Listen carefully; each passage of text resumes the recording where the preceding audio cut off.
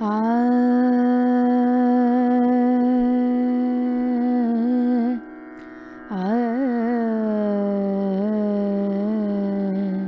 आ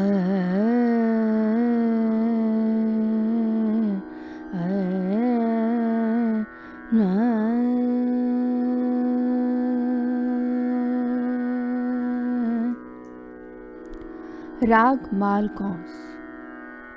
कोमल सब पंचम रिखब, दो वर्जित चिन्ह, सामावादी संवादी ते मालकौंस को चिन्ह। आज मैं आपको राग मालकौंस के विषय में बताने जा रही हूँ और इसका एक छोटा सा परिचय देने जा रही हूँ। सबसे पहले हम इसके थाट वादी संवादी के बारे में जानकारी लेंगे। राग मालकौंस का थाट भैरवी थाट माना गया है। इसका वादी स्वर म यानी कि मध्यम है, संवादी स्वर स यानी कि षडज है। इसकी जाति औड़व औड़व मानी गई है क्योंकि इसके आरोह में 5 स्वरों का प्रयोग है और अवरोह में भी 5 स्वरों का प्रयोग किया जाता है। इसका गायन समय रात्रि का तीसरा प्रहर है। इसमें कोमल स्वर ग, ध, नी यानी कि गंधार, धैवत और निषाद माने गए हैं। इस राग में ऋषभ और पंचम यानी कि रे और प स्वर वर्जित माने गए हैं।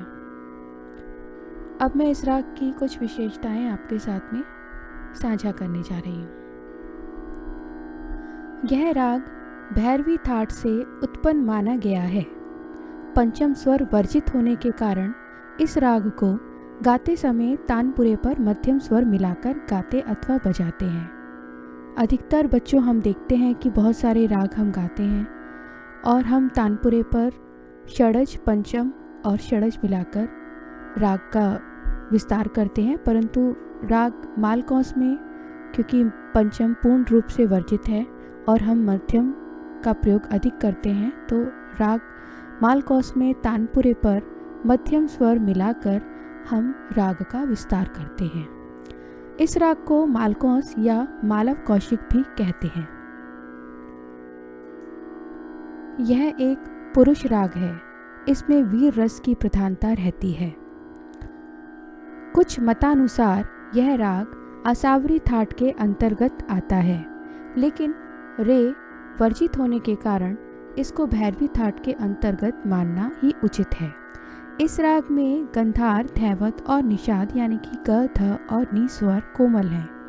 इस राग का चलन तीनों सप्तकों में समान रूप से होता है, यानी कि आप इस राग को तीनों सप्तक में मंद्र सप्तक, मध्य सप्तक और तार सप्तक में पूर्ण रूप से विस्तार कर सकते हैं। यह एक गंभीर प्रकृति का राग है। गंभीर प्रकृति का राग होने के कारण इसमें सभी प्रकार की बंदिशें जैसे कि ख्याल, ध्रुपद, धमार तथा तराना आदि गाया बजाया जाता है। इस राग में शुद्ध निषाद का प्रयोग करने से यह राग चंद्रघोष में बदल जाता है, यानी कि आप सभी को पता है कि इस राग में कोमल निषाद का प्रयोग किया गया है, किंतु जब हम कोमल निषाद की जगह शुद्ध निषाद का प्रयोग करते हैं तो यह चंद्रघोष राग बन जाता है। तो मैं आपको बताती हूँ ये किस तरीके से शुद्ध निषाद करने से चंद्रघोष बनता है। से सा मा गा म धा नी सा, ये तो हो गया आपका मालकौंस। अब हम इसे चंद्रघोष करेंगे। गा म धा नी सा नी द म गा म ग सा गा म धा नी सा, चंद्रघोष। और कोमल करेंगे सा गा म धा नी सा नी धा म गा म ग सा। दोनों के स्वर एक समान है, किंतु निषाद के प्रयोग से हम राग चेंज कर सकते हैं, बदल सकते हैं। लोकप्रिय एवं मधुर राग होने के कारण इस राग में भजन, गज़ल व गीत आदि भी गाए बजाए जाते हैं। आपको बहुत से मूवीज़ के सॉन्ग, भजन मालकोस राग में मिल सकता है, मिल जाएंगे। इसमें से एक बहुत मशहूर गीत है मन तड़पत हरि दर्शन को आज, यह भी मालकोस राग में ही बनाया गया है। इस राग के न्यास के स्वर हैं सा, ग और म। इस राग में मींड, गमक और कर्ण का बहुत प्रयोग किया जाता है। तो आइए अब मैं आपको इसके आरोह अवरोह एवं पकड़ गाकर दिखाती हूँ कि इसमें स्वरों को किस प्रकार से प्रयोग करना है और किस प्रकार से कोमल स्वरों को गाना है। तो बहुत ही ध्यान से सुनेंगे सब बच्चे। पहले हम सा साधेंगे, अपना तानपुरे की आवाज़ सुनेंगे ध्यान से और सा लगाएंगे। सा,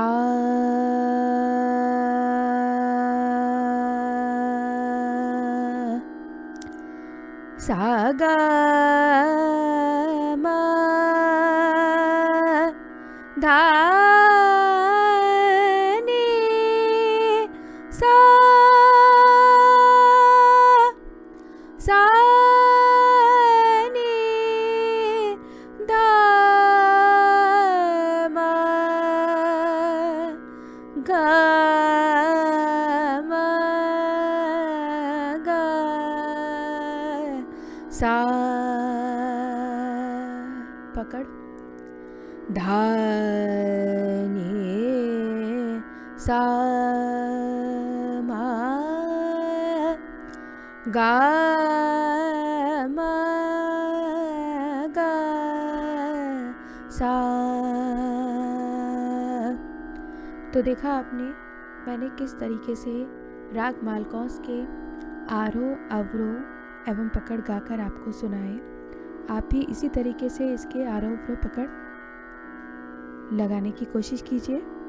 और राग मालकोस एक बहुत ही मधुर राग है। इसको यदि हम ध्यान से सीखें, अच्छे से सीखें, तो ये सुनने में भी बहुत अच्छा लगता है और इसको गाने में भी बहुत आनंद आता है। तो अभी आप इसके आरोह अवरोह पकड़ की ही प्रैक्टिस कीजिए और इसके परिचय को ध्यान से पढ़िए, क्योंकि जो परिचय में लिखा है, जो हम गाते हैं वही परिचय में लिखा होता है। तो इसके परिचय को हम ध्यान से पढ़ेंगे, बार बार पढ़ेंगे, जिससे कि हमें राग की पूर्ण जानकारी हो सके। और अगर आपको मेरा ये वीडियो बहुत अच्छा लगा हो, पसंद आया हो, तो आप मेरे चैनल को सब्सक्राइब भी कर सकते हैं और लाइक कर सकते हैं, शेयर कीजिएगा और कमेंट बॉक्स में कमेंट ज़रूर कीजिएगा। अपने नेक्स्ट वीडियो में मैं आपके लिए राग मालकोस की बंदिश लेकर आऊँगी, छोटे ख्याल की और बड़े ख्याल की भी। तब तक के लिए बहुत बहुत धन्यवाद।